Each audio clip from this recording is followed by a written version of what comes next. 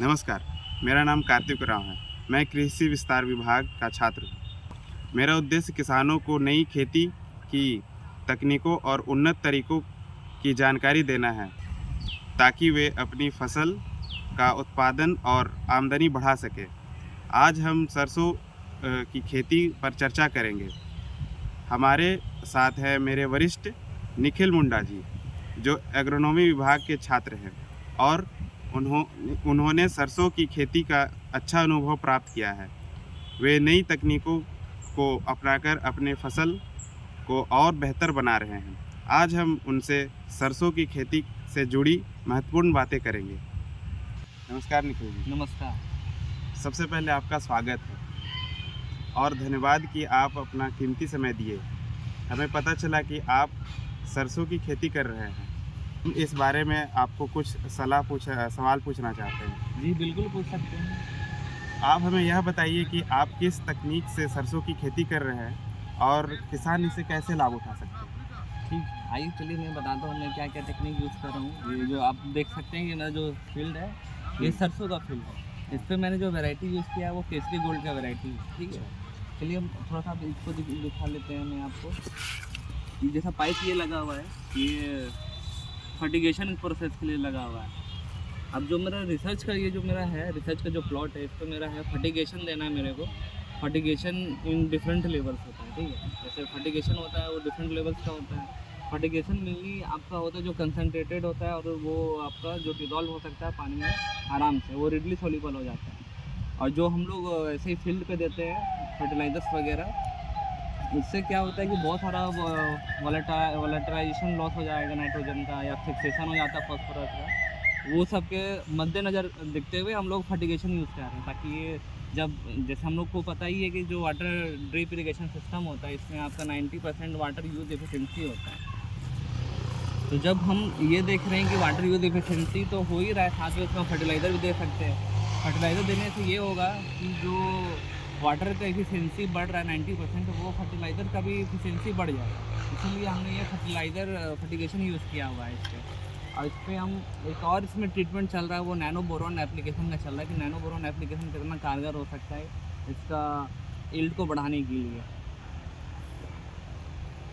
और देख सकते हैं कि मेरे पीछे वो आपका वो सेटअप रखा हुआ है वो, जिसमें आपका 3 लेवल्स ऑफ फर्टिगेशन, जैसे मैंने बताया पहले ही कि 3 लेवल्स ऑफ फर्टिगेशन मैंने यूज़ किया है, जिसमें आपका एक में 80% है, एक में 60% है, एक में 40% है। अच्छा, ये राइट वाले में कितना है? ये राइट वाले में आपका 80% है, बीच वाले में आपका 60% है और लेफ्ट वाले में आपका 40% है। अच्छा। इसमें हमें देखना ये है कि इसका जो लेवल्स आ रहा है वो हमारे यील्ड को कितना प्रभावित करेगा। क्योंकि अगर हम देख सकते हैं कि जैसे मैंने आपको पहले ही बताया कि फर्टिगेशन में होता है कि वो रिडली सॉल्युबल हो जाता है। हाँ। क्योंकि वाटर यूज एफिशिएंसी आपका 90% हो रहा है ड्रिप इरिगेशन में, और फर्टिगेशन में अगर हम उसी के साथ दे देंगे, फर्टिलाइजर के साथ ही दे देंगे, तो उसका भी इफिशियंसी बढ़ जाएगा। अगर हम देख सकते हैं कि अगर 100% फर्टिगेशन देंगे और 80% फर्टिगेशन देंगे, तो दोनों में किसमें ज़्यादा रिडली सॉल्युबल है। अगर हम देख रहे हैं कि 100% में भी सेम रिजल्ट दे रहा है और 80% में लगभग सेम रिजल्ट दे रहा है, तो हम प्रेफर कर सकते हैं 80% वाले को भी। ये इसका जो मेन जो मेरा ट्रीटमेंट है, ये इस पे चल रहा है। ये आपका 80% वाला ये फील्ड ले रहा है ना? हाँ, ये 80% वाला इसमें टैगिंग किया हुआ है। जो मेरा D1 प्लॉट है, हाँ। उसमें आपका वो 80% दिया हुआ है, और जिसमें D2 प्लॉट है वो आपका 60% दिया हुआ है, और जिसमें D3 प्लॉट है वो आपने उसका 40% दिया हुआ है। अब बाकी इसको मद्देनज़र रखते हुए एक जो आपका खाली प्लॉट जो है जिसमें ड्रिप नहीं लगा हुआ, वो फार्मर्स प्रैक्टिस है। तो हमने देख रहा है कि फार्मर्स प्रैक्टिस में क्या रिज़ल्ट हो रहा है, जो हम फर्टिगेशन में यूज़ कर रहे हैं उसमें क्या रिज़ल्ट हो रहा है। अगर दोनों में सिग्निफिकेंट हमें मिलेगा तो वो हम फार्मर्स को सजेस्ट करेंगे। तो आपने बताया कि ये केसरी गोल्ड है, तो जी। ये आप कब लगाए थे? ये मैंने लगाया था नवंबर 18 नवंबर को लगाया था, मिड नवंबर को मैंने लगाया था। इसमें तो जैसे देख सकते हैं कीड़े भी लग रहे हैं, तो इससे कैसे बचाव किया जाए? हाँ, इसमें मेनली जो यहाँ का बीरभूम एरिया है, यहाँ पे मैक्सिमम आपका जो मस्टर्ड वगैरह होता है, या इसका जो फैमिली का जो क्रॉप होता है, उसमें मैक्सिमम चांसेस होता है एफिड्स लगने का। एफिड्स क्योंकि यहाँ का जो वेदर है उसके लिए फेवरेबल हो जाता है, उसकी वजह से एफिड्स की इन्फेक्शन यहाँ पे बहुत ज़्यादा हो गया। मैंने यूज़ किया है डाइमिथोएट 30 EC, उसके रॉगर जिसको मैंने स्प्रे कराया, इंसेक्टिसाइड स्प्रे कराया ताकि वो से बचाव हो सके। लेकिन यहाँ का जो फेवरेबल जो है एफिड्स के लिए बहुत है, वो पहले भी आते थे अभी भी आ रहे हैं, लेकिन मैक्सिमम लंबे समय तक यूज़ करते हुए डाइमेथोएट को लंबे समय तक यूज़ करते हुए उनमें क्या हो गया कि रेजिस्टेंस बिल्ड हो गया। दैट्स वाई इस पर जो है आप देख सकते हैं कि अभी भी एफिड्स का इन्फेक्शन हो रहा है। अच्छा निखिल जी, तो जैसे आपने बताया था कि आपने नैनोबोरोन का भी एप्लीकेशन किया था, तो उससे क्या फ़ायदा हो रहा है आपके इस फील्ड में? जैसे हम नैनोबोरोन पे हम देखते हैं कि आपने पूछा कि नैनोबोरोन का क्या उस पर इफेक्ट आएगा, तो नैनोबोरोन मेनली होता है कि जो उसका पॉलन होता है उसको बढ़ावा देता है, ताकि जो आपका ये है निषेचन की प्रक्रिया है उसको अच्छे से फर्टिलाइजेशन उसको है कि अच्छे से वो करा सके। और इसका जो ग्रेन यील्ड होगा वो भी कुछ हद तक अच्छा आएगा, क्योंकि ये आपका जो सीड यील्ड होता है उसको भी बढ़ाने में मदद भी करता है। तो फिलहाल अभी इस पे ट्रायल चल रहा है, ये कितना कारगर होगा, कितना सिग्निफिकेंट होगा, उस पर हमें देखना होगा। अच्छा, तो जैसे कि अगर आप इसमें सफल हो जाएंगे तो फिर आप किसान को कैसे जी बिल्कुल, ये जो मेरा पूरा जो प्लॉट है जिस पे हम लोग रिसर्च करते हैं, स्टडी करते हैं, वो हमारे जो फार्मर्स होता है उन्हीं के बेनिफिट के लिए करते हैं। अगर हम देख रहे हैं कि ठीक है, अगर फर्टिगेशन का जो लेवल्स है, जो हमारा फार्मर्स प्लॉट है, जो फार्मर पहले से ही प्रैक्टिस करते आ रहा है, और जो हम अभी फर्टिगेशन चला रहे हैं, अगर उसमें दोनों में जो सिग्निफिकेंट होगा हम उसी को प्रीफर करेंगे। अगर फार्मर्स प्लॉट पे हम देखेंगे, फार्मर्स प्लॉट और फर्टिगेशन पे अगर हम कंपेयर करेंगे, तो फार्मर्स प्लॉट मेरा बेनिफिट दे रहा है और फर्टिगेशन मेरा बेनिफिट नहीं दे रहा है, तो हम फार्मर्स प्लॉट पे ही जाएंगे। लेकिन अगर हम ये देखते हैं कि फर्टिगेशन जो मेरा प्लॉट है वो ज़्यादा अच्छा मेरे को बेनिफिट दे रहा है, तो हम फर्टिगेशन की तरफ ही जाएंगे। ये अभी ट्रायल के बेसिस पे मैं बताता हूँ कि और भी जगह पे ये ट्रायल हो चुका है, जैसे कि हमारा पंजाब एरिया है, वहाँ तो मेनली जो मस्टर्ड का प्रोडक्शन है वो बहुत लार्ज स्केल पे होता है। वहाँ पे भी आदमी जो है, फार्मर्स जो है वो फर्टिगेशन यूज़ कर रहे हैं, उनको भी वो प्रॉफिट हो रहा है। लेकिन ये बस वो पंजाब के एरिया के रीज़न की वजह ये है। लेकिन यहाँ पे भी हम देख रहे हैं कि बीरभूम में इसका क्या इफेक्ट हो सकता है। अगर ये यहाँ इफेक्ट हो गया तो फिर अदर इसको हम फार्मर्स को सजेस्ट कर सकते हैं, यहाँ के फार्मर्स को सजेस्ट कर सकते हैं, ताकि वो फर्टिगेशन अगर चाहे अपने में लगा सकते हैं। अच्छा, तो निखिल जी, आपने जैसे बताया कि फर्टिगेशन आपने दिया, तो ये किस प्रकार से देना है? एक बार में देना है या कई बार में, कितनी बार में देना है? हाँ ठीक है कार्तिक जी, जैसा आपने पूछा कि वो फर्टिगेशन किस तरीके से देना होगा।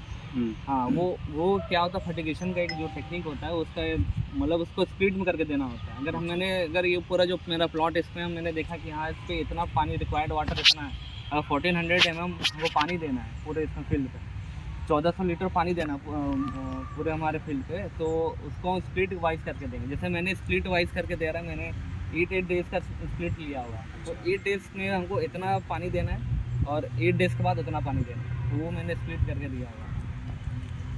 तो निखिल जी, जैसे कि हम देख पा रहे हैं कि आप अपने फील्ड में ड्रिप इरिगेशन भी लगाए हैं, तो जैसे फ्लड इरिगेशन और ये ड्रिप इरिगेशन में, दोनों में आपको कौन सा बेहतर लगता है?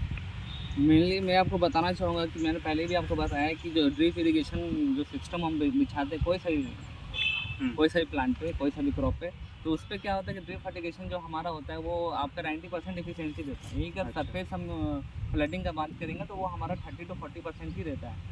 और इसमें हमारा क्या होगा कि जो हमने ड्रिप सिस्टम लगाया है, इस पर क्या होगा कि आपका जो वीड्स होता है वो भी कंट्रोल में हो जाएंगे, और जितना प्लांट को पानी चाहिए वो उतना प्लांट एब्जॉर्ब कर लेगा एफिशिएंटली। इसमें हमारा जो होता है वाटर लॉस होने का भी चांसेस कम होता है, जिसमें कि हम ये भी सजेस्ट कर सकते हैं फार्मर्स को कि जहाँ पे मतलब जैसा उनका वेदर क्लाइमेट है, बहुत ज़्यादा हॉट ह्यूमिड क्लाइमेट है, तो वहाँ पे हम ड्रिप इरिगेशन दे सकते हैं। जहाँ पे अगर हम देख रहे हैं कि वाटर टेबल भी ज़्यादा नहीं है और बहुत लिमिटेड सोर्स ऑफ पानी है, तो वहाँ पे भी हम ड्रिप इरिगेशन दे सकते हैं, ताकि उनका जो वाटर सेविंग है वो अच्छे से हो सके। और फ्लड इरिगेशन में मैक्सिमम जो वाटर होता है वो वेस्ट हो जाता है। तो ये किसान भी लगा सकते हैं, जैसे नॉर्मल अगर किसान चाहेगा तो मार्जिनल स्मॉल मार्जिनल फार्मर्स। हाँ बिल्कुल, मैं आपको बता देता हूँ कि झारखंड मतलब झारखंड बोले या वेस्ट बंगाल बोले या बिहार बोले या यूपी बोले या पूरे ऑल ओवर इंडिया की बात करें, बहुत सारे गवर्नमेंट की स्कीम्स चलती है ड्रिप इरिगेशन के ऊपर। इसमें आपको मैं बता देता हूँ, मेरी जानकारी के अनुसार मुझे पता है कि इसमें जो ड्रिप इरिगेशन का जो सेटअप होता है वो आपका 75% सब्सिडी देती है गवर्नमेंट, तो इसको कोई भी आदमी इसको जाके ले सकता है। सब्सिडी 75 to 90% ये देती है। बहुत सारे स्टेट में ये वेरी भी करती है, बहुत सारे स्टेट का खुद का अपना है और खुद का सेंट्रल का भी है। तो वो 75 to 90% वो वेरी करती है सब्सिडी। तो इसको किसान चाहे तो आराम से इसको ले सकता है। माइक्रो इरिगेशन वो करा सकता है इरिगेशन सिस्टम को लेकर। तो निखिल जी, जैसे कि आप फर्टिगेशन यूज किए हैं, नैनो बोरोन और फिर ड्रिप इरिगेशन किए हैं, तो ये आपके हिसाब से किसान लोगों को कितना फ़ायदा हो सकता है, पहुंचा सकता है? अगर मेरे व्यू के आप लेंगे तो मैं बताना चाहूँगा कि ये फार्मर्स को बेनिफिट दे सकता है। जैसे कि मैंने बताया कि जहाँ पे लिमिटेड सोर्स ऑफ पानी होता है वहाँ पे हम ड्रिप इरिगेशन यूज़ कर सकते हैं, या फिर जहाँ पे बहुत ज़्यादा हॉट क्लाइमेट है, मैक्सिमम आपका जो होता है पानी वो लॉस हो जाता है ट्रांसपोर्टेशन के थ्रू, तो हम ड्रिप इरिगेशन वहाँ पे यूज़ कर सकते हैं। और जहाँ पे हमारा देखते हैं कि मैक्सिमम होता है कि कहीं पे पॉलन स्टेबिलिटी का दिक्कत होता है, तो वहाँ पे हम नैनो बोरोन का एप्लीकेशन हम यूज़ कर सकते हैं। और अगर हम सरफेस फ्लडिंग का अगर हम बात करते हैं, सरफेस फ्लडिंग और ड्रिप इरिगेशन को कंपेयर करते हैं, तो उसमें क्या होता है कि मैक्सिमम वाटर लॉस हो जाता है। और कोई वो जो वाटर होता है, जैसे कि हम सैंडी सॉइल पे हम आपका जो होता है सरफेस फ्लड इरिगेशन को हम यूज़ नहीं कर सकते। उससे क्या होता है कि मैक्सिमम वाटर आपका लॉस हो सकता है, लेकिन वहीं पे हम ड्रिप इरिगेशन को हम यूज़ कर सकते हैं।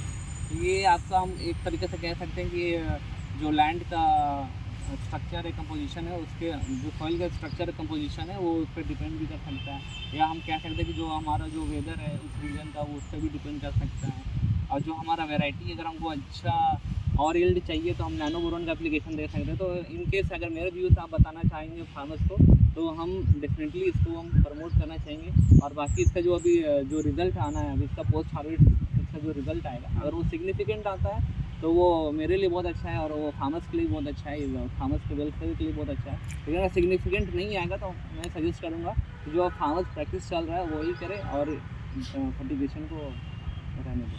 अच्छा, तो बहुत बहुत धन्यवाद। आप इतना समय दिए आप लोग। नहीं, बिल्कुल बिल्कुल। तो फिर ठीक है। ठीक है।